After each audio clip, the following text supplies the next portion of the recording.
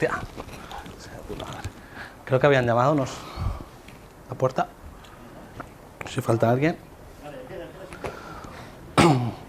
Bueno, pues para los que no me conocéis, soy Sergio Moreno, trabajo aquí en Everis y llevo trabajando pues cerca de 10 años con tecnologías Microsoft. ¿Vale? Hoy quería hablaros un poco pues qué podemos hacer con las aplicaciones de NetCore, con un servicio de Azure que es AKS y bueno, y el nuevo servicio de Azure DevOps, el antiguo Team Foundation Service Online, ¿vale? Para ver qué podemos hacer.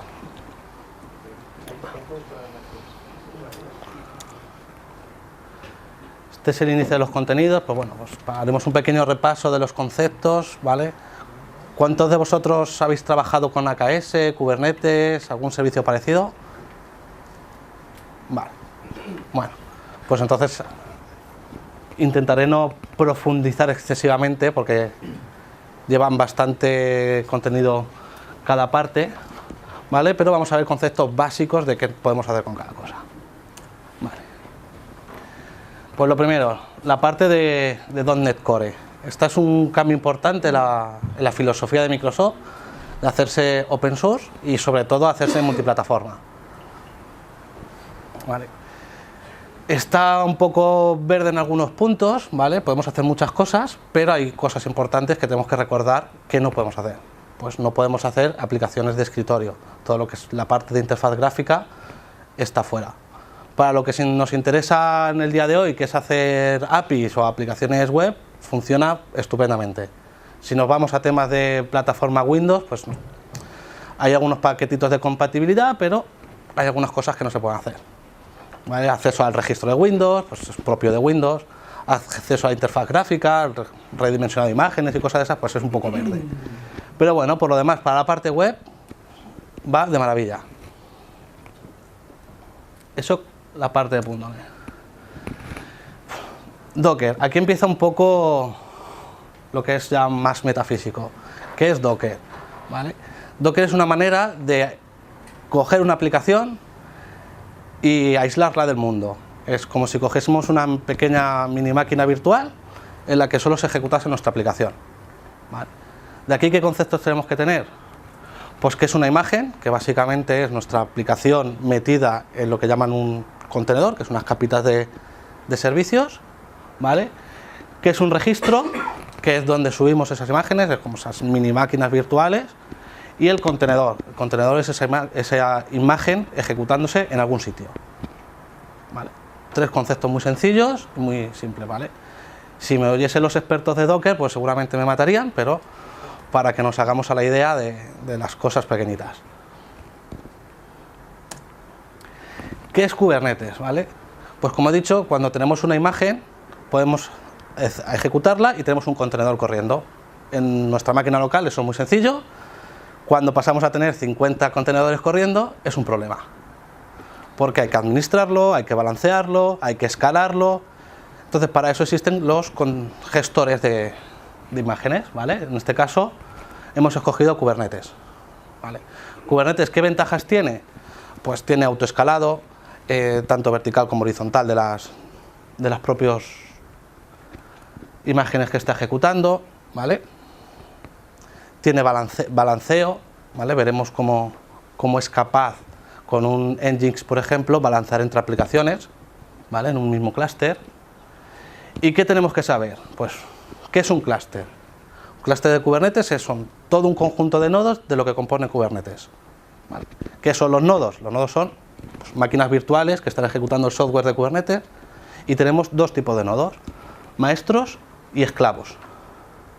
¿Vale? Los maestros son siempre impares porque van por un sistema de votación, entonces si fuesen pares podrían llegar a un problema, por eso van impares, y los esclavos son los que ejecutan los pods. ¿Vale? El pod es un concepto muy importante. ¿Vale? El pod es el contenedor en ejecución, que es lo que decía antes, que tenemos nuestra imagen, la arrancamos y eso es el pod. ¿Podemos desplegar más de una imagen en un pod? Sí, ¿vale? Pero por norma general vamos a desplegar una, simplificando. Vale. Luego, para la demo necesitamos conocer otros conceptos. Concepto de namespace. Kubernetes, pues al final puedes desplegar montones de imágenes y puedes llegar a tener un problema de gestión. ¿Dónde están mis aplicaciones desplegadas? Pues puedes coger los namespace y separar aplicaciones de diferentes maneras, pues por temática, por tipo de aplicación. Imagina una aplicación con microservicios que tenga 10 contenedores corriendo, pues lo metemos en un namespace. O como veremos después, podemos utilizarlo para entornos de desarrollo. Vale. Y luego, ¿cómo configuramos Kubernetes? Tenemos 3 ficheros o 3 definiciones. Lo que es un deployment, que es la configuración del pod, es decir, ejecútame esta imagen con este número de réplicas, ¿vale? Luego tenemos el servicio, que es Kubernetes, hazme este pod accesible al resto del clúster. Y finalmente un ingress, ¿vale? Que es hazme este pod accesible fuera del clúster. Tres conceptos que tenemos que ver ahora después. Vale. ¿Cómo es un clúster de Kubernetes? Pues bueno, pues si lo viésemos por dentro, quitando los nodos maestros, serían nodos, que son máquinas virtuales, ejecutando pods, y dentro de los pods lo que vemos son los contenedores, que son las imágenes de verdad ejecutándose. Como os decía, se pueden ejecutar ya varios contenedores en un pod, pero no es muy habitual. ¿Vale? Pensad que el pod es una unidad. Si se cae el pod, se rescala el pod o se muere el pod, todos los contenedores que se estén ejecutando van fuera. ¿Vale? Entonces por eso es habitual que separemos. Otra cosa es que digas, pues estos contenedores pues tienen relación entre sí y tienen que estar accesibles. Vale. En la demo veremos cómo hacerlo con una imagen, un pod.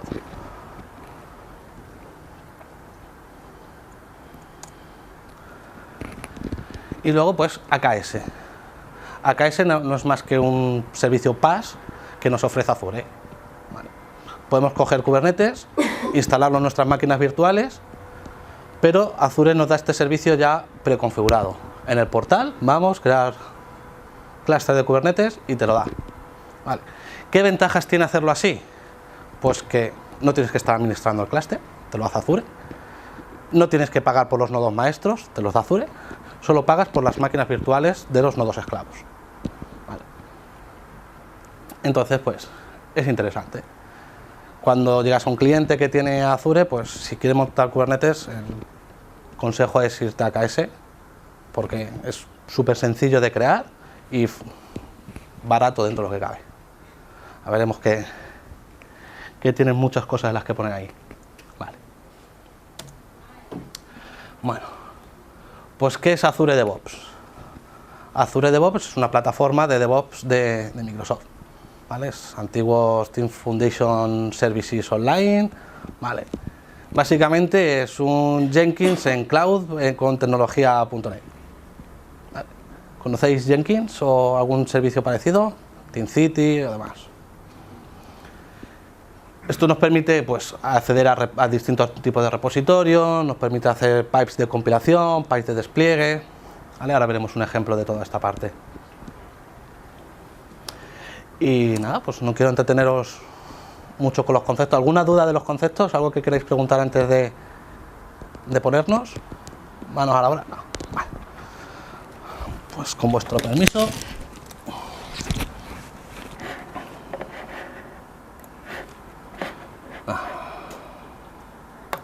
Vale. A ver si lo tengo. Yeah, sí. Vamos a grabarnos para luego poner.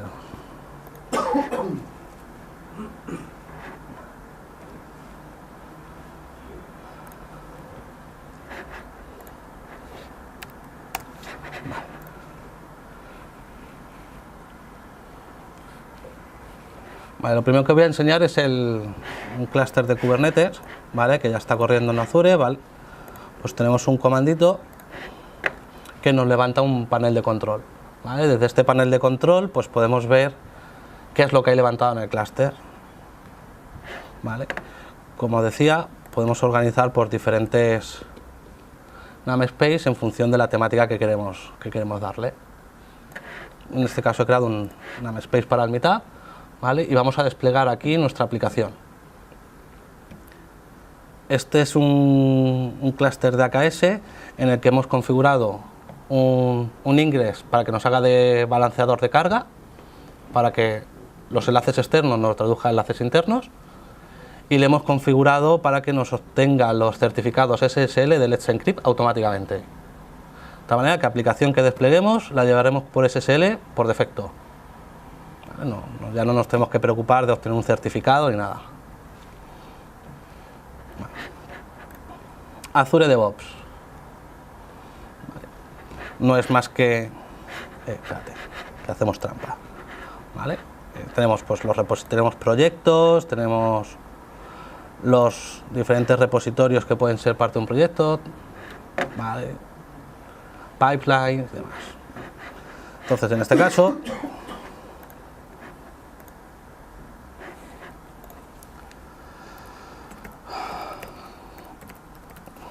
¿vale? Para que veáis que no hago muchas trampas.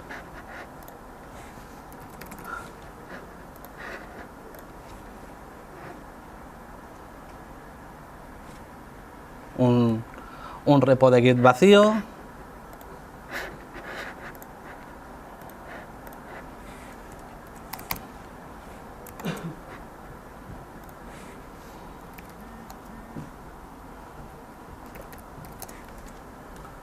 Vale, y me clono el repo. Fácil.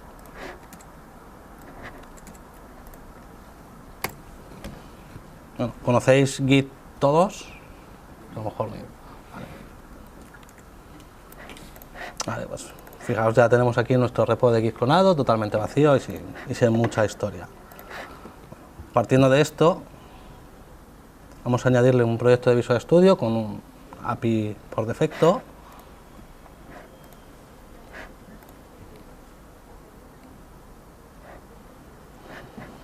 Vale.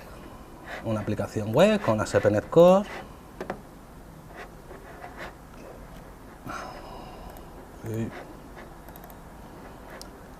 En mi proyectito de aquí.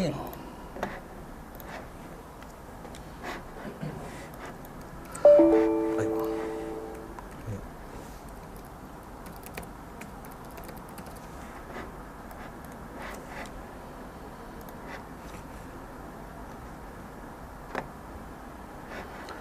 Le ponemos que sea API,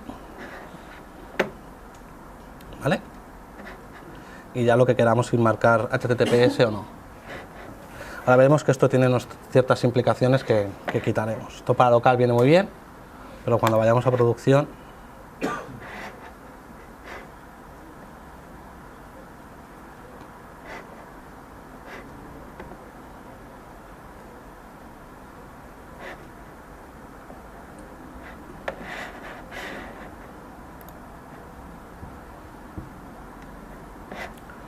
Como veis, es una aplicación estándar con los que conocéis. Si habéis ya trabajado con .NET Core y si no habéis trabajado con .NET Core, son muy parecidas. ¿Vale? Es una aplicación con MVC y la única parte que tiene es esta, que es la que marca el HTTPS. ¿Vale? Pues, como siempre, nuestro controlador de ejemplo. Si esto lo compilamos,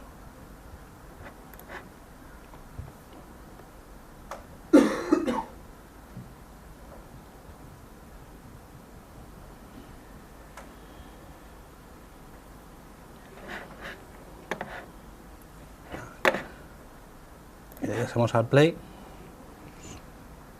nos tiene que salvar pues el get de aquí.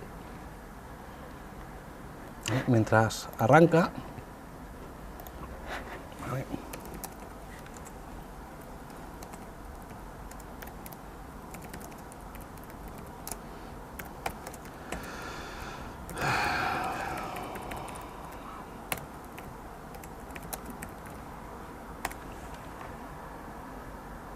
vale.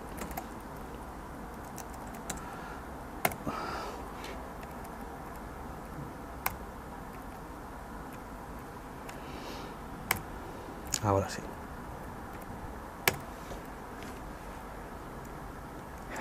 ¿Veis? Un API rápida, sencilla. Con lo que acabo de hacer, mientras estábamos aquí, es un push, ¿vale?, al repositorio de Git. Esto, ¿vale?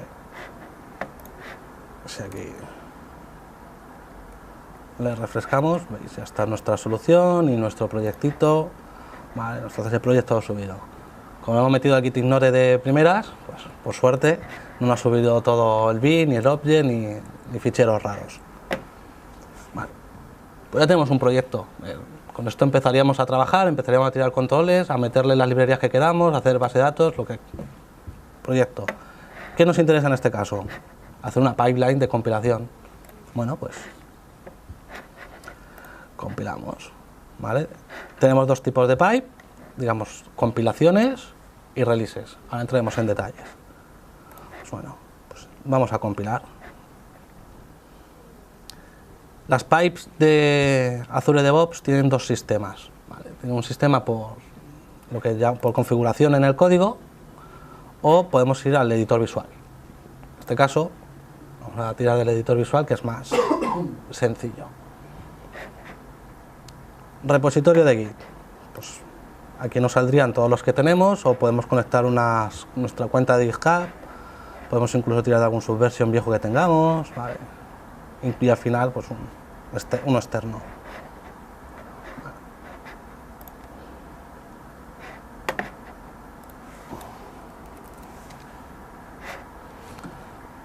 Dentro de las múltiples plantillas que tenemos, una que nos viene muy bien para empezar es por la ASP.NET Core. ¿Vale? Esto finalmente es compilar una aplicación ASP.NET Core.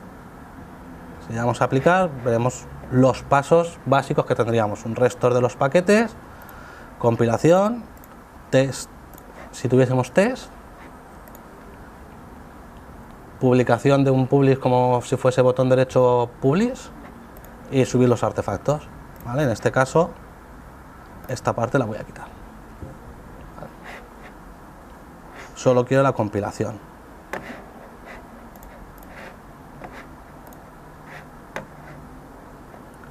Restore de todos los CS Project, fijaros. ¿Qué tipo de tarea? ¿Dónde es restore? ¿Dónde? Sobre los CS Project. Compilación de todos los CS Project. Y publicación, vale, de los web project.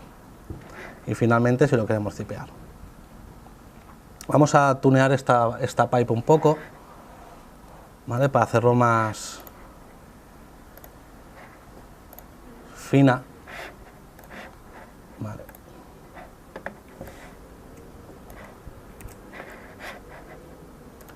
Vale. Y vamos a apuntar directamente al CS Project. Vale. ¿Esto por qué? Si tuviésemos varios proyectos, imagina una solución muy grande, nos haría un restore de todos los proyectos, y puede ser que algunos queramos y otros no. Con esto nos permite personalizar la pipe al completo. Imagina, por en este caso, que no voy a ejecutar los tests, ¿para qué quiero que me restaure todos los tests? Igual en la compilación. Esto es que tienen aquí.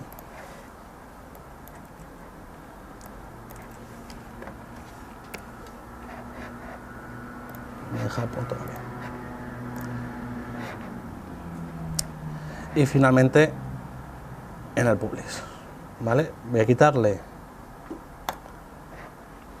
esta opción para que no me los publique todos.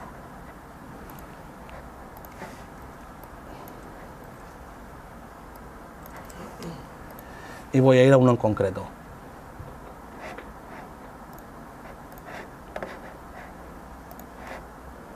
Guardo la pipeline.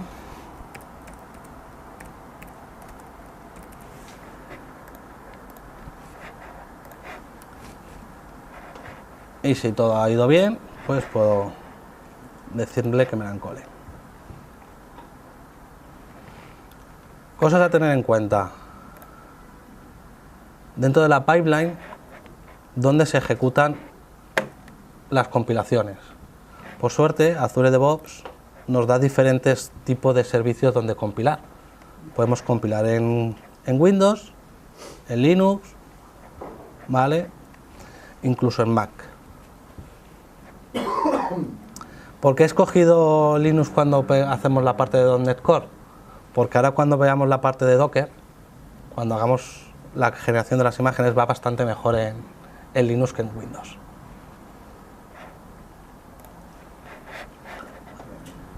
Esta opción nos ha encolado esta parte y bueno, se empieza a bajar el código, ya tenemos. Mientras esto compila, vamos a ir añadiendo el resto de tareas. ¿Qué nos haría falta? ¿Vale? En este caso, si os fijáis, la última tarea que nos había añadido la PY de compilación por defecto es que nos genere los artefactos. Básicamente sería coger el zip de lo que se ha publicado y guardarlo en un sitio que luego será accesible para otras pipes. En este caso, nuestro objetivo final no es generar ese zip para hacerlo accesible. Nuestro objetivo final de una pipe de compilación es tener la imagen de Docker generada. Nuestro artefacto va a ser la imagen de Docker. Pues nada.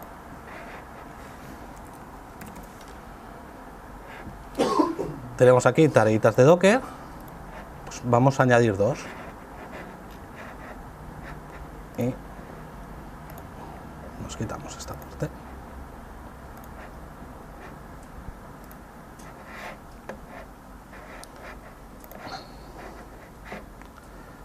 Comandos. Tenemos diferentes comandos. Tenemos que hacerlo en dos pasos. Primero, creación de la imagen. Y siguiente, un push de la imagen. Pero un push ¿a dónde? ¿Vale? ¿Dónde hacemos el push? Como os decía en las diapositivas al principio, una de las cosas que necesitamos es el registry, ¿vale? Azure también nos provee el registry, pero también tenemos que el propio Docker nos permite subir imágenes públicas. Tiene también ahora opciones de repositorios privados, ¿vale? Pero nos permite hacer imágenes públicas. Entonces yo os he creado aquí un repositorio donde subir esta imagen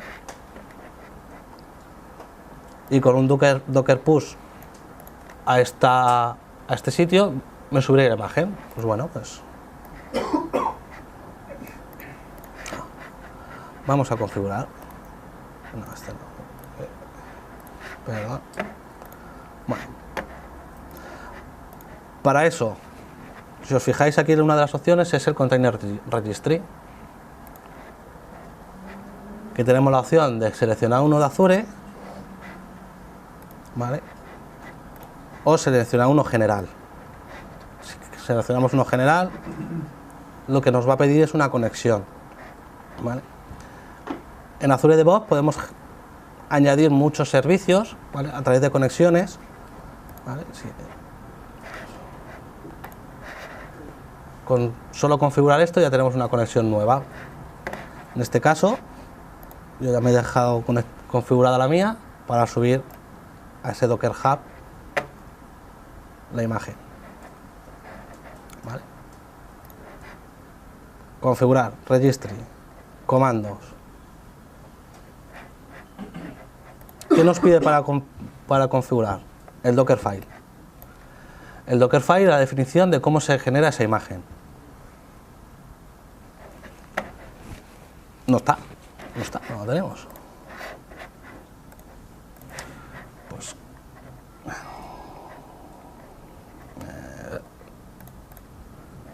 ¿dónde lo tengo? Un segundo.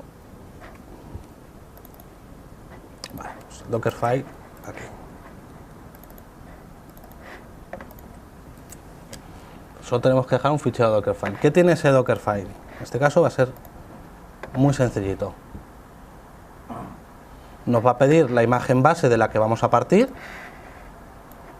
En este caso he seleccionado el runtime de ASP.NET Core con la 2.1 y además la imagen de Alpine, que es súper liviana. Estos comandos nos indican que todos los comandos que ejecutemos, por ejemplo, este es para que van a estar en el Working Directory y que va a explorar hacia afuera el puerto 80 de nuestra aplicación. de esta imagen lo que vamos a hacer es añadir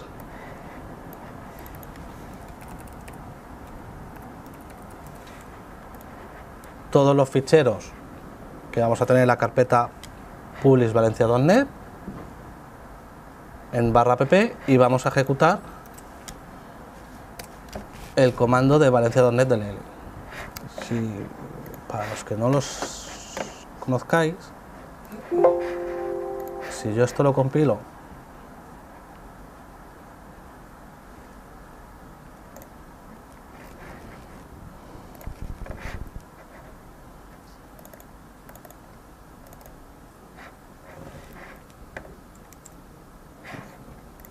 tampoco tengo ahí.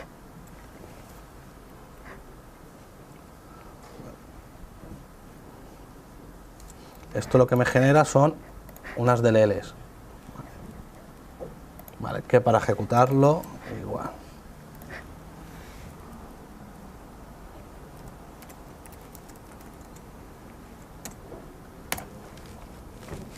Esto me levanta la aplicación con el CLI de .NET. Pues básicamente lo que le estamos diciendo en el Dockerfile es que ejecute ese comando.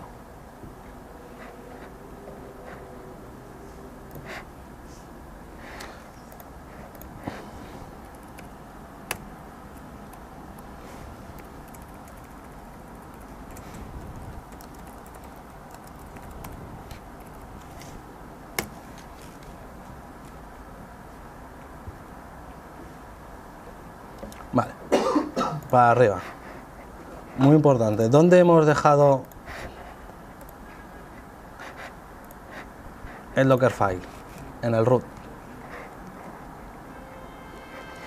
Pues vamos a decirle que el Dockerfile está en el root.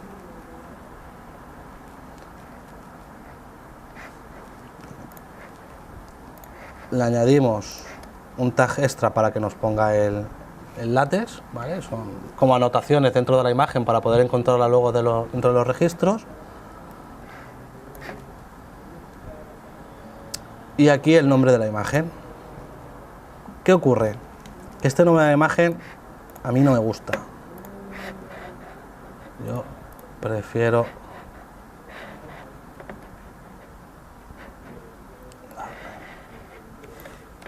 darle otro nombre, porque luego va a ser más fácil encontrar. Tenemos que le he puesto el nombre de la imagen y luego lo he tagueado con el hash del commit más un build number. Ahora veremos qué es el build number.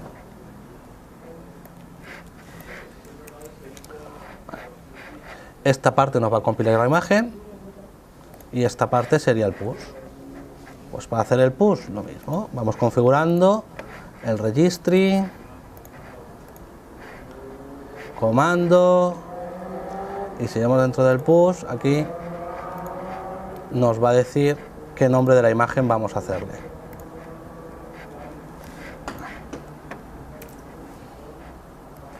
Pues el nombre de la imagen lo vamos aquí. ¿Qué es esto? Estos son variables. Muy útil porque podemos añadir variables.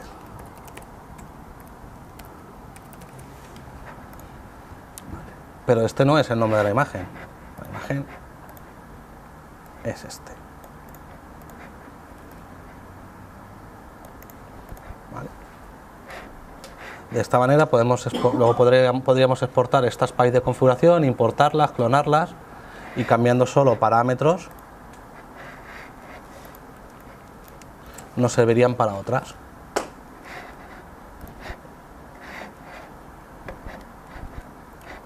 Push, el nombre de la imagen, ¿vale? Si vemos en la ayuda,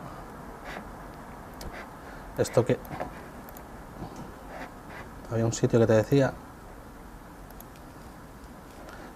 que si no añades el nombre de la imagen te las manda todas. Vamos a ver si es verdad.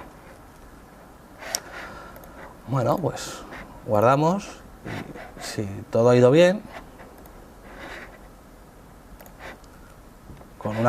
en la segunda compilación deberíamos en algún momento tener aquí nuestra imagen mientras compila. Vale. Ya tenemos nuestra PAI. ¿Qué nos interesa ahora para hacer DevOps? Que con cada commit esto se ejecute. Vale. Pues tenéis lo que son los triggers. Vale. Podemos hacer programadas. Por ejemplo, si tenemos una pipe que ejecuta muchos tests que tardan mucho, pues cada vez que hagan un commit a dev, pasar 300 tests que tardan media hora, pues a lo mejor no. Pero eso se puede programar para por las noches. O podemos habilitar las compilaciones, ¿vale?, por diferentes ramas. Os sale una propuesta de cómo lo haríamos. Pues sí. Ahora, esta la guardo.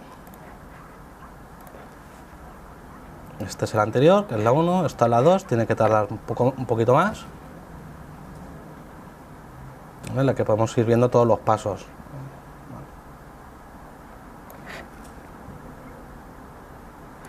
¿Qué va a pasar antes de que lleguemos? Mientras compila, que va a fallar. ¿Por qué?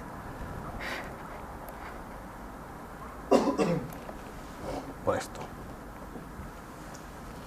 ¿Vale? Aquí hemos dicho que nos haga el publish a un sitio y en nuestro Dockerfile dice que está sacando los ficheros de otro sitio. ¿De dónde? ¿Vale? Esta ruta es relativa a donde está puesto el Dockerfile. Por lo tanto, para que este Dockerfile sea compatible con lo que estoy generando, tengo que publicar aquí ese publish.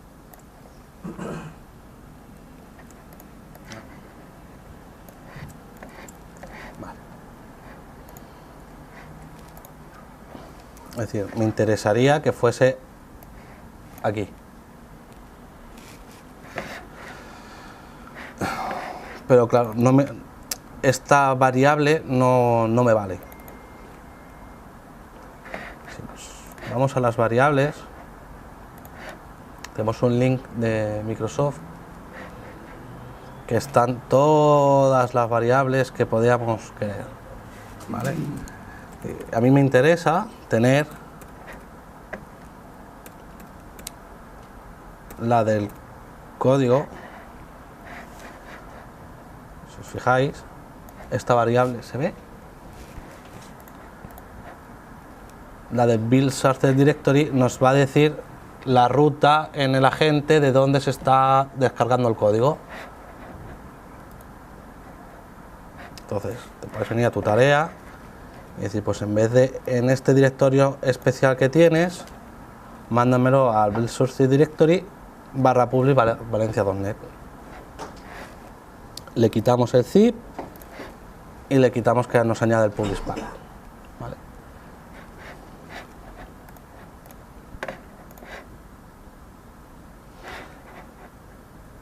Si yo guardo el build de la imagen,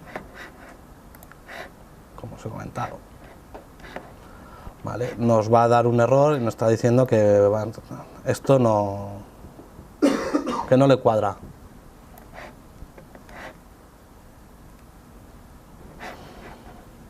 Con el cambio que hemos hecho, pues volvemos a encolar. Esto al final es a base de ir ajustando los parámetros para que se queden. Cuando ya tienes una, es más sencillo.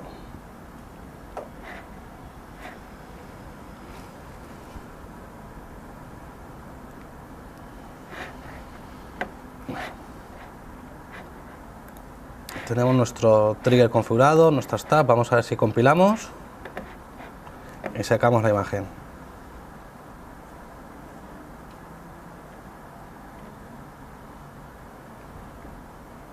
Esto. Aquí en Summary pues podemos ver cuánto más o menos tarda. 2 minutos y medio, una pequeña aplicación. Bueno, pues hemos llegado a tener pues entre 5 o 10 minutos de compilación porque se les va. Pensad que está haciendo el restore de todos los paquetes. Cosas interesantes que podéis tener es, podéis registrar feeds propios de paquetes. Si tenéis algún feed privado por el que generáis paquetes privados, podéis registrarlos también y conectarlos a ellos. Incluso tenemos en el propio Azure DevOps, nos permite subir paquetes y nos da un feed casi gratuito. Y digo casi porque te da, creo que son 5 usuarios y a partir de ahí tienes que pagar. ¿Vale? ¿Es como un servidor Nugget? Sí, en los Artifacts es un servidor Nugget y NPM. Vale, sí. Hoy en día que muchas cosas se hacen todo con NPM y servidores Nugget, pues te puedes quitar el Nexus, por ejemplo, o alguno similar, sí, y lo pones aquí en los Artifacts. El problema es que las licencias. Cuando sois 3, 5, pues vale, pero cuando son más... De hecho, no da opción con la profesional, con la MSDN profesional no te da licencias. Con la Enterprise sí que te da una licencia, pero claro, la Enterprise es bastante más cara. ¿Veis? Ha generado la imagen y si todo va bien, habrá hecho una imagen, habrá hecho el push. Vale. De nuestra querida imagen con su y demás, ¿vale? Y aquí este es el tag que tenemos de nuestra imagen. Esto quiere decir, aquí,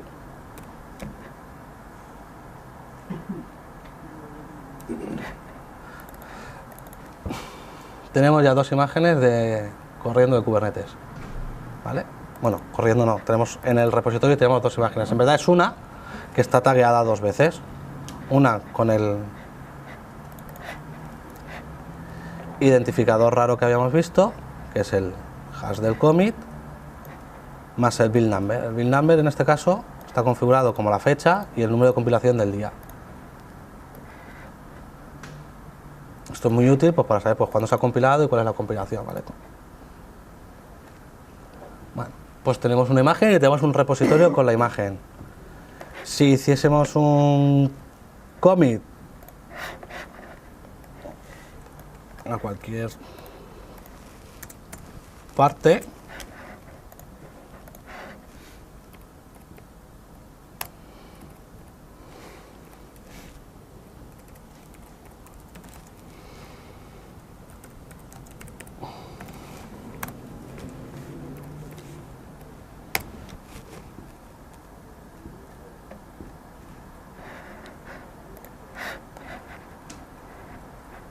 dentro de nuestras pipelines de compilación deberíamos ver cómo ya se ha lanzado automáticamente esta compilación y nos va a generar entre 3 y 5 minutos esta imagen y la va a subir al repositorio.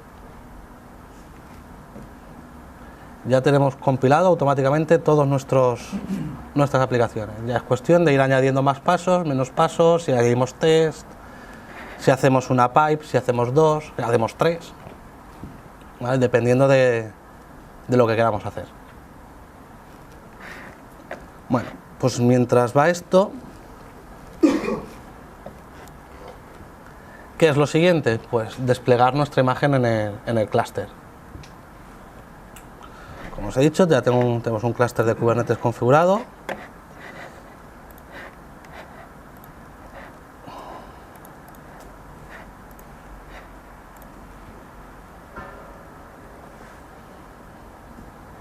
Me he preparado los 3 definiciones en las que se basa Kubernetes, como decía, para que lo veamos. Como decía, el deployment no es más que una definición de lo que sería el pod. Pues, ¿qué imagen hay en el pod? Variables de entorno y nombres. Con esto es, bueno, importante, y lo que decía, y en la namespace, donde se va a publicar. Si no le decimos namespace, la publica en el de por defecto.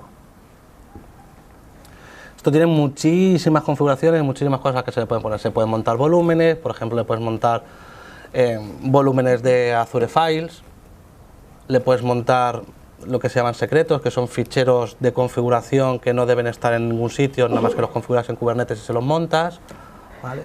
El número de réplicas, le puedes limitar la memoria, cuántas quieres que tenga memoria como máximo, como mínimo, cuántas réplicas tengo, si una, si 5, ¿vale? Lo más sencillito, una réplica y sin configurar nada más que el environment de ASP.NET Core. Vale. Esto es una definición de lo que va a ser el pod. Para que lo cree el pod como tal, Kubernetes lo que necesita es la definición de un servicio. La definición del servicio es más simple todavía. La definición del servicio es el nombre de la aplicación que vamos a coger, que es la del deployment, y un mapeo de puerto. Voy a cogerme el puerto 80 de la aplicación y lo voy a exponer al clúster con su puerto 80. ¿Vale? Ya está. Kubernetes, una de las cosas que tiene interesantes es que tiene Service Discovery interno. Es decir, cualquier aplicación que estuviese corriendo en el clúster, con este nombre sería capaz de encontrar a esta otra aplicación. Vale. Pero normalmente lo que nos interesa es tenerlo desde fuera. ¿Qué es lo que tenemos de fuera? Un ingress. Un ingress no es nada más que un balanceador, ¿vale? Al que le va a dar una URL. Esto ya lo tenemos preconfigurado para que acepte este tipo de URLs. ¿Vale? Lo que hemos hecho es todo lo que sea asterisco.demoeverisco.io va al clúster.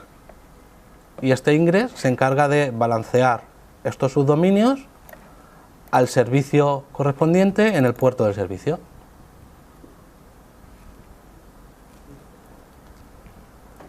Extra.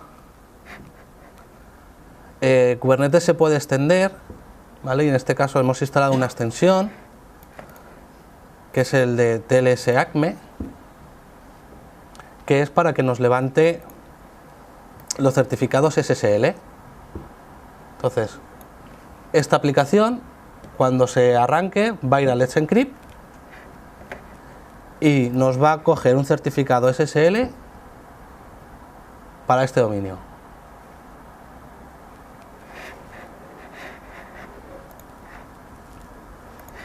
A ver si tengo el clúster de demo. Veis que ahora mismo lo que es en el namespace del meetup no hay nada.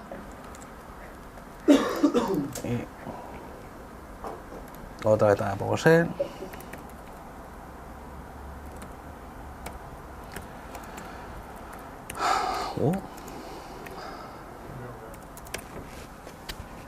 Vale. kubectl es el programita que nos permite gestionar el clúster de Kubernetes desde la línea de comandos. Con apply lo que vamos a hacer es aplicar una cierta configuración y -f le vamos a decir el fichero directorio. En este caso, como he levantado la línea de comandos en el mismo directorio, ponerle un punto, va a coger esos 3 ficheros y los va a publicar. Vale.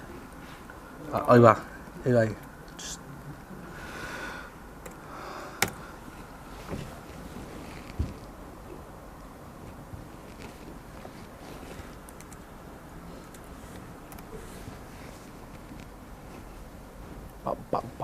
Si fijáis, tenemos un deployment, un ingress y un servicio. Esto lo que al final hace que por dentro pues se creen más cosas, que son las réplicas y lo que ya sería el pod. ¿Vale? ¿Qué tiene de bueno esto? Si os fijáis, son ficheros de configuración. Esto lo puedes meter en un repositorio de Git y cada vez que haya una actualización, actualizar el clúster de manera automática. Y además tienes la configuración de todo el clúster guardada.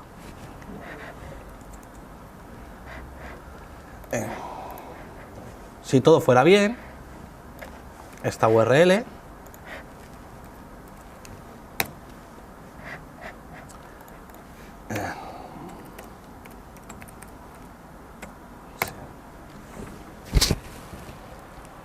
ya tengo mi aplicación ejecutándose.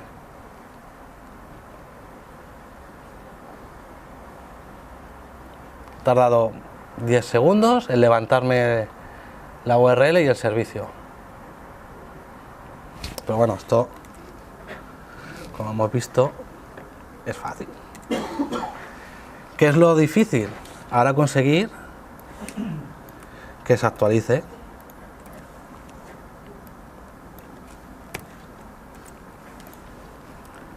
Si yo hiciese commit de esto, se actualizaría la imagen que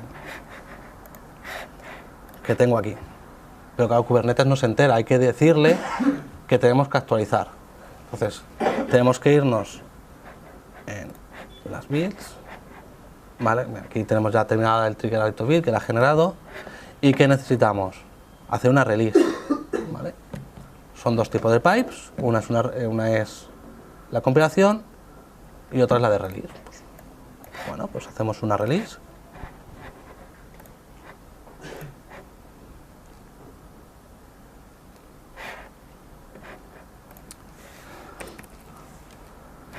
Si os fijáis, es fácil, nos da hasta casi lo que tenemos que hacer. Vale.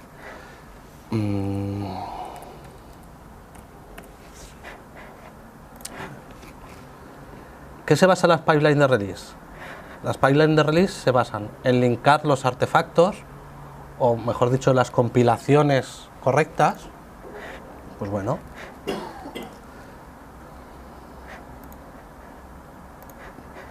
aquí tenemos muchos tipos de artefactos. Puede estar escuchando al hub de Docker cada vez que suba imagen o cada vez que compile, ¿vale? En este caso tengo el proyecto y tengo esta mitad demo.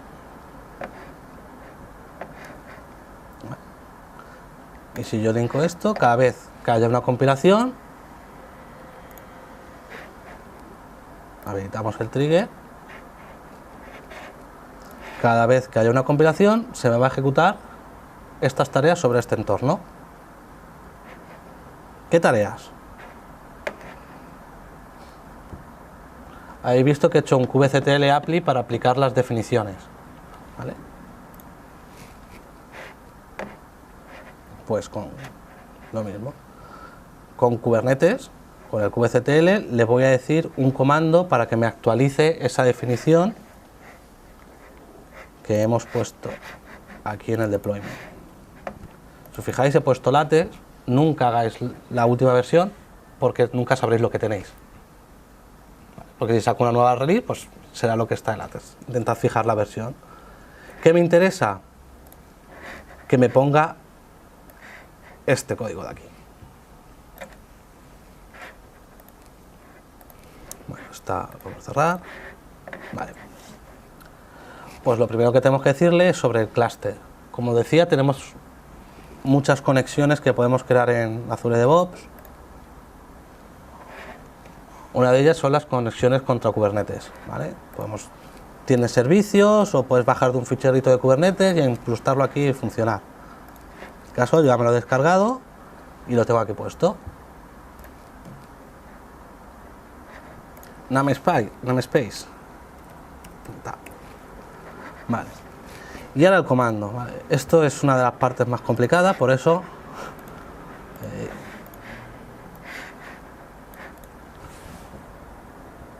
me la tengo aquí, se ve. Vale. Entonces lo que le voy a decir es que me haga un set de la imagen, del deployment, del nombre que le voy a poner, que se encuentra, no sé, en el namespace, y lo que va a hacer es poner el service name igual a el código que había puesto antes.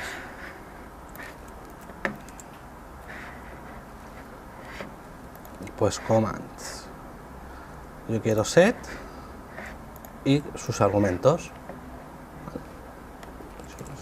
Si comparamos este con esto, lo que estamos diciendo es que me actualice este dato. ¿Vale? Pues ¿qué necesitamos ahora? Pues las variables.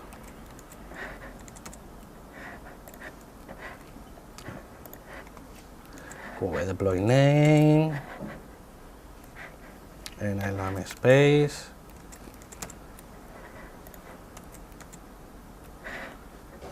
el nombre del servicio, y el nombre de la imagen. Estos son los mismos datos que hemos utilizado antes, ¿vale? Que además vienen predefinidos. Vale. Namespace es muy fácil, que lo tenemos, esto ya lo podemos sacar aquí. Namespace, nombre,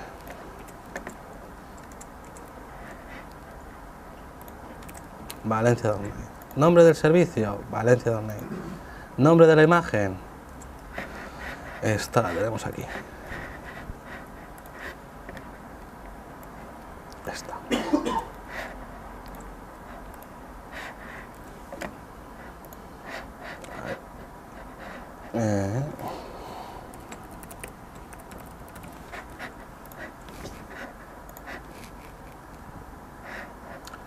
Bueno, pues ya tendríamos nuestra pipe lista para lanzarse, ¿vale? Pero claro, yo aquí os puedo estar engañando como un bellaco.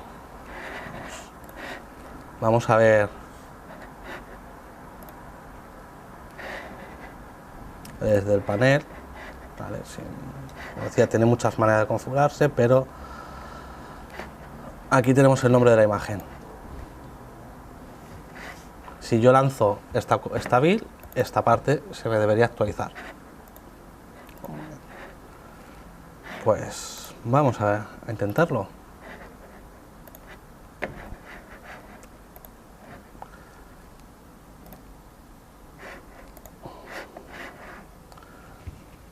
Hemos forzado una ejecución de esta pipe manual y vamos a ver si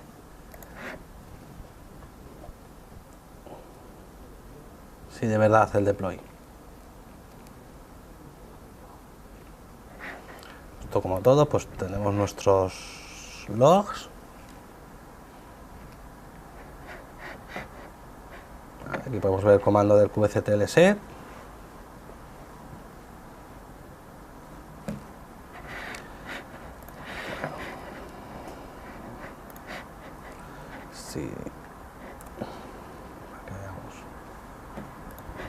Si buscamos la imagen, ya ha actualizado la imagen, pero vamos a verlo por completo, el paso completo. Si recordáis, yo había aquí metido valores, pero vamos a meter más.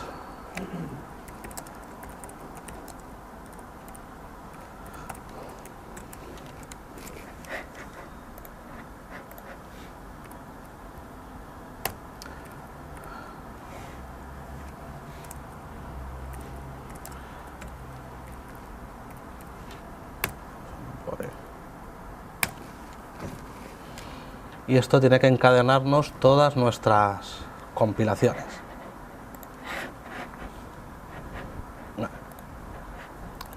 Fuera. Compilaciones. Ya está el trigger de la que hemos visto antes de que se autocompila. 3 minutos, más o menos. Esto nos tiene que hacer la Redis. Mientras os quiero contar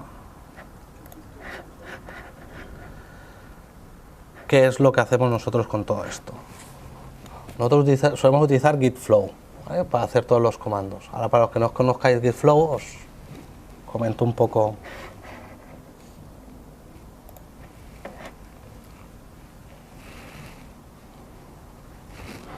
lo que es, ¿vale? Esto es para gestionar las ramas, ¿vale? Y utilizamos los clusters y los namespace para montar diferentes entornos. Con un clúster habitualmente son 2 clústeres, uno para desarrollo y QA y otro para producción y UAT. Ya os explico por qué. Con Git Flow tenemos sobre la rama de develop siempre la última versión estable del desarrollo, y sobre la rama de master la última versión publicable, digamos, de lo que estamos haciendo. No tenemos ramas por entornos ni nada, es software de desarrollo continuo.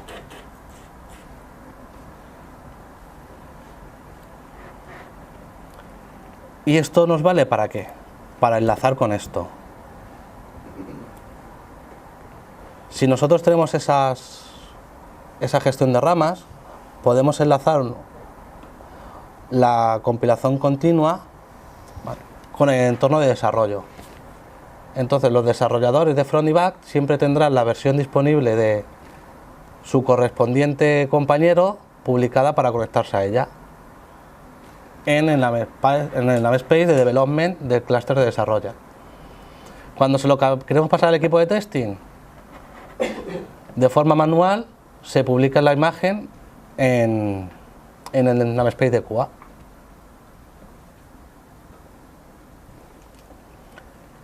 ¿Qué ocurre? Que cuando queremos ir a producción, antes pasamos por testing de usuario. Pero, ¿qué prueba el usuario? El software final. Pero que sea software final no significa que vaya a producción, va a pruebas de usuario. Entonces, lo que vaya contra master, que han terminado los desarrolladores, automáticamente al clúster de producción en el namespace de UAT. De esa forma, los usuarios pueden probar la última versión sin molestar a nadie. ¿Que dan el OK? A producción, con un paso manual.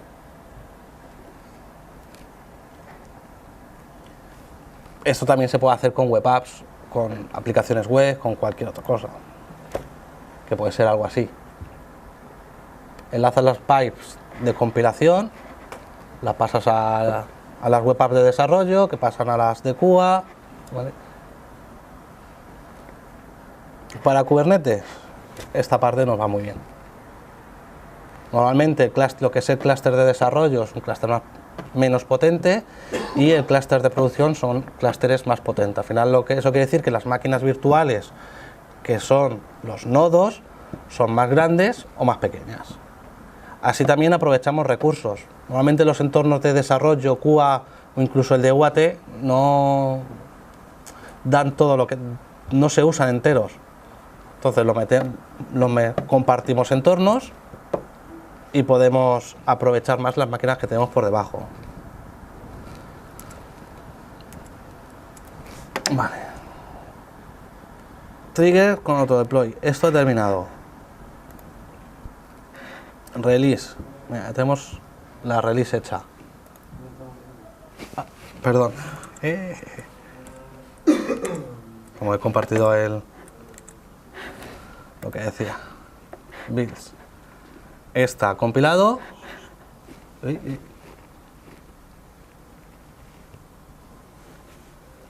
Vale, ahora sí. Ha compilado lo que hemos subido. Esta se ha lanzado de la 4.5, que es... Vamos a lanzarla. Vale, la 4.5, el número de la build. Ha subido. Vale, aquí deberíamos tener la 4.5.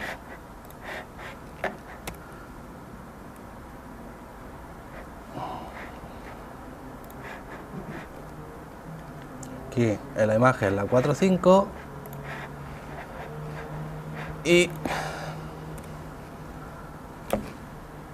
nuestro último commit está desplegado.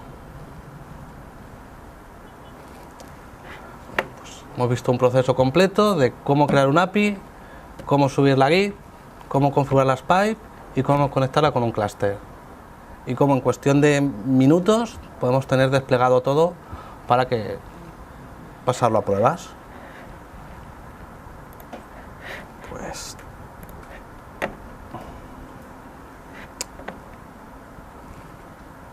recordamos un poco el tema de los entornos. Vale. Esta, la verdad que nos ha funcionado bastante bien esta distribución. ¿Veis?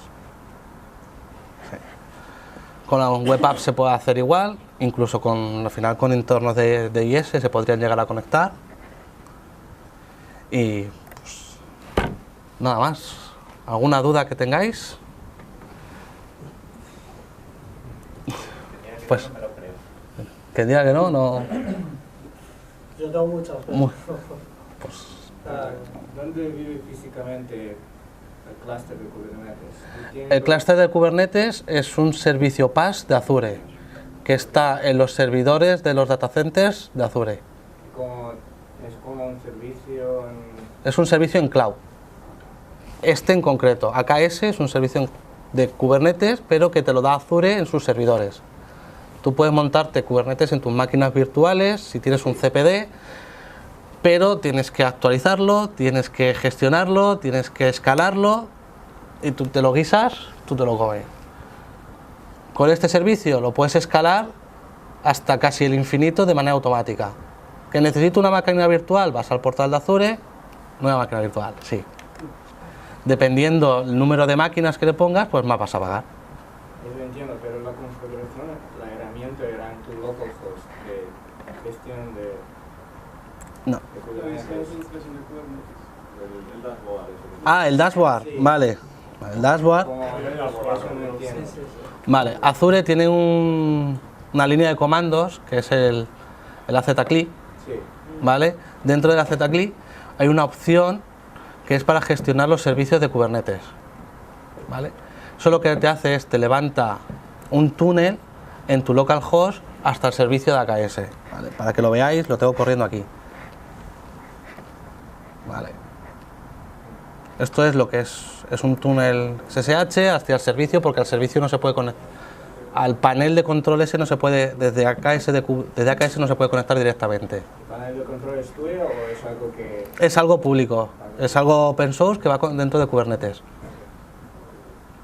O sea, tú haces el login a Azure y demás. Yo hago el login a Azure y lanzo el comando, le digo a Azure, con mi cuenta, levántame el panel de control, bueno, levántame no, conéctame al panel de control de este clúster. El panel de control ya está corriendo en... Ya está corriendo en el propio clúster. ¿Es la única forma de acceder al dashboard? No, se puede acceder desde el portal. Claro, es algo que pensaba. Desde el portal de Azure te permite acceder también, pero es más con rollo estar entrando en el portal, buscando, ahí es cuestión de gusto. Es una línea de comandos que lanzas y te levantas muy rápido, entonces tardan menos si la tienes copiada en un documento de texto y pegarla, o incluso un acceso directo en algún script, que estar entrando al portal, y más cuando gestionas varias cuentas. Yo que tengo como 4 o 5 suscripciones diferentes. Piensa que cada vez que entro al portal, cámbiame de suscripción, en qué suscripción está el clúster. De esta manera lo tengo todo en uno. Ha habido un momento en la configuración en el mapeo de puertos de Kubernetes en el que has mapeado el puerto de la aplicación, el 80, con la salida de 80, que es el puerto por ejemplo de piloto. Pero en este caso estamos tirando los certificados no deberíamos haber mapeado por el puerto de HTTP, porque creo que es el 553. Eso, el Nginx, que es el load balancer, se encarga de hacértelo automáticamente. Sí. Si le configuras el balanceador. Vale. Tú le puedes configurar incluso qué cabeceras te quieres que te redireccione, si no quieres que te redireccione cabeceras, que te meta cosas propias, incluso ciertas validaciones. La otra pregunta que tenía es otros servicios de los cuales pueda depender tu aplicación, por ejemplo Microsoft SQL Server, se podría levantar en el mismo pod. Los servicios de base de datos no son recomendables que los levantes en un clúster. Vale, tú puedes levantarte para demos y esas cosas, está bien, tú puedes levantarte un SQL Server, de hecho ahora que hay imagen para Linux, te lo puedes levantar, pero no son muy recomendables. ¿Por qué? Los servicios de base de datos al final se apoyan en ficheros. Esos ficheros se los tienes que montar de un servicio externo, por ejemplo el sistema de Azure. ¿Qué puede ocurrir? Que si tú no le pones los ficheros, imaginemos tú levantas la base de datos, el servicio de SQL Server, y dices, pues lo pongo contra local, contra el sistema de ficheros local. Muy bien, lo que es el pod tiene un sistema de ficheros local. ¿Qué pasa cuando muere el pod? Desaparece. Dices, bueno, le monto un sistema de ficheros externo. Bueno, pues le montan los servicios de file storage de Azure y arreglado. ¿Qué pasará cuando escale? En vez de tener uno, tengas dos accediendo al mismo sistema de ficheros. Pues que puede ser que tengas un problema. ¿O qué pasa si en algún momento el clúster decide que por carga va a mover ese pod de sitio? Que tendrás un problema con la base de datos. Para ese tipo de cosas, o servidores propios o sobre todo el pass de Azure de SQL Server. Que eso no evita que puedas levantarlo sin problema, pero con esa parte lo que es cualquier sistema de contenedores se va fatal. En vuestros desarrollos que tienen SQL Server, ¿hacéis eso que dices? Pass de Azure. De hecho, en Azure lo bueno, más cosas que tiene son, por ejemplo, las subnets. Puedes configurar redes virtuales y lo que hacemos es pinchamos las bases de datos en las redes virtuales del clúster. Entonces solo son accesibles desde el clúster, por ejemplo. O abres nuestras IPs del firewall, dependiendo. Pero todo lo que son servicios de base de datos al pass. Para demos puedes levantar, no está mal. Para sistemas productivos no va a ir bien pero nunca. ¿Y por qué utilizas clusters para el desarrollo y QA? ¿No es un poco demasiado? Esta parte, ¿no? Esta parte es la que suele tener más simple. En realidad no necesitas escalabilidad en el ciclo de desarrollo. Ahí no necesito escalabilidad, pero necesito separar los equipos. Yo tengo 3 equipos: front, back y testing. Cuando front necesita una API nueva, se la pide a los de back. Para front desarrollar su propio sistema con ese API que está desarrollando back, tiene 2 opciones: o se coge el código de backend y levanta en su local, o se conecta contra el entorno de dev del clúster. Pero puedes también conectar al servidor normal, ¿no? Si lo tienes publicado en un servidor normal, sí. Como un slot, por ejemplo, en Azure. Sí, puedes hacerlo. Estos lo que serían los slots. ¿Vale? Es más como para tenerlo unificado en una sola conexión. Sí. Porque es cierto que podrías tener varias web apps. Podrías tener varias web apps y conectarte a diferentes web apps. En este caso va todo, en vez de mezclar web apps y contenedores y demás, va todo aquí. Y nuestro entorno de development es para entre desarrolladores. Es decir, para back y front, que están desarrollando continuamente, que continuamente están haciendo commits.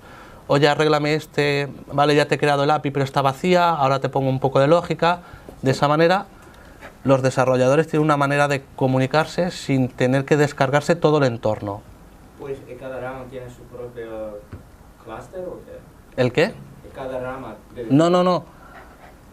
O cada hay nodos, cada nodo tiene su propio rama, no entiendo eso. Tú tienes 5 ramas. Vale. Todo lo que vaya a la rama de develop, que no se ve. Todos funcionamos así. Todo lo que vaya a la rama de develop, automáticamente se sube al clúster de desarrollo. ¿Vale? Dentro de lo que se llama el namespace de desarrollo.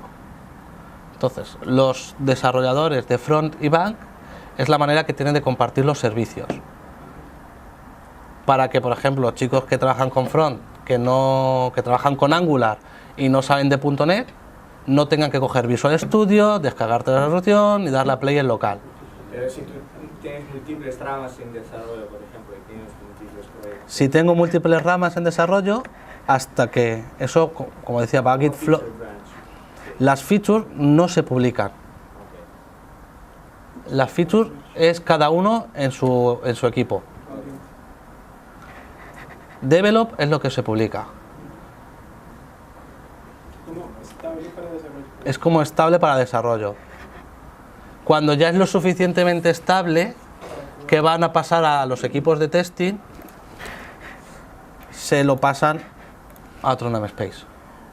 Le pasan la misma aplicación, la misma imagen generada, se la despliegan en otro sitio. Tienen 2 despliegues corriendo, el de desarrollo y el de QA.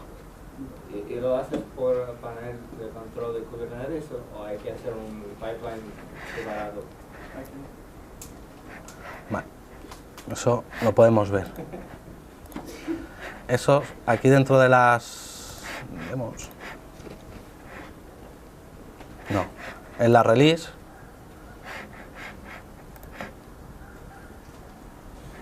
¿vale? Ha visto que tenemos un entorno que es el de, imaginad que este entorno es el de develop, ¿vale?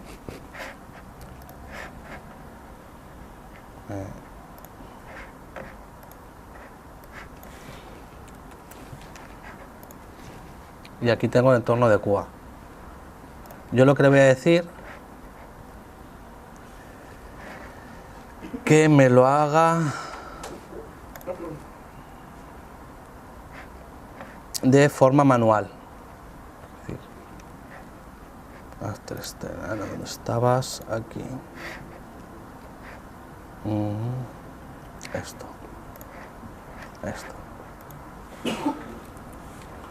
Vale. Le voy a decir que este va después de este, pero tiene que venir aquí una persona a hacerme el deploy. Hay que darle al OK. Vale.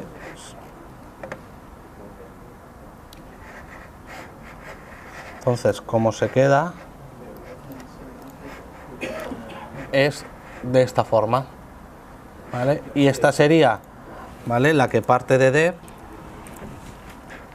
y tendría una parecida para la que parte de master, que iría al entorno de UAT y al entorno de producción. ¿Podríamos ir de forma automática a producción? Sí, pero nunca es bueno. De esta forma, solo si una persona viene aquí y aprueba, pasa al siguiente estado.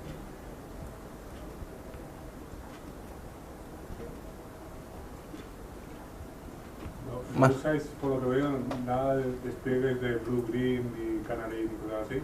No. Con el UAT os apañáis. El UAT de momento nos está sirviendo. En ningún momento lo habéis planteado. Hay algún proyecto en el que se planteó, pero al final, en la vida real, a no ser que sea una aplicación muy grande que quieras abrir una parte a alguien, al final quieren bloques completos. Quiero probar tal funcionalidad. Vale. Sí que hacemos a lo mejor feature enables, pero por usuario. Pero ya vamos y dependiendo del proyecto, pues tiene habilitado este usuario la feature para que la pruebe o para que no la pruebe.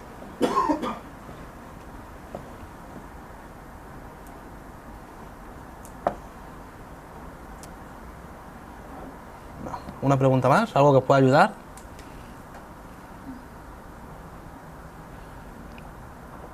Bueno, pues si estamos listos, pues un placer, muchas gracias por venir.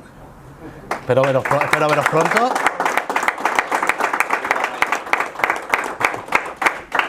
Y nada, pues ahí tenemos las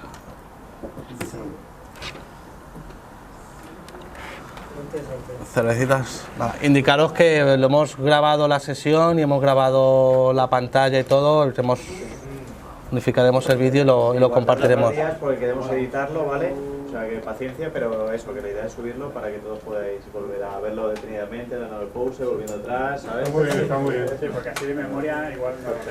Esto es la primera vez que se hace, es más complejo. Mira, lo que nos he enseñado, que suele ser interesante antes de irnos, es que tú te puedes venir a una pipe y puedes exportarla. Esto te exporta un JSON que luego puedes volver a importar. ¿Y cuánto Un Yaml. Ahora, pues, precios comparado con tener tus propias máquinas virtuales en Azure? sale más rentable. ¿Es más rentable Piensa que solo pagan las máquinas virtuales. Normalmente estamos montando para... el servicio de máquinas virtuales? Estamos montando D2S2 para de lo que es desarrollo y unas DS3 para producción. Y comparado con el número de web apps que necesitas y demás, te sale muchísimo más rentable. Piensa que en un clúster puedes levantar, son 110 pods por nodo. Quítale unos cuantos de que tiene el propio Kubernetes, la media de 90 pods por nodo, da para mucho. Da para mucho. Si os parece, le seguimos preguntando dudas mientras todos... Sí, vamos a dar una cervecita. ¿Algo? Y ahí lo pilláis por la onda. Sí.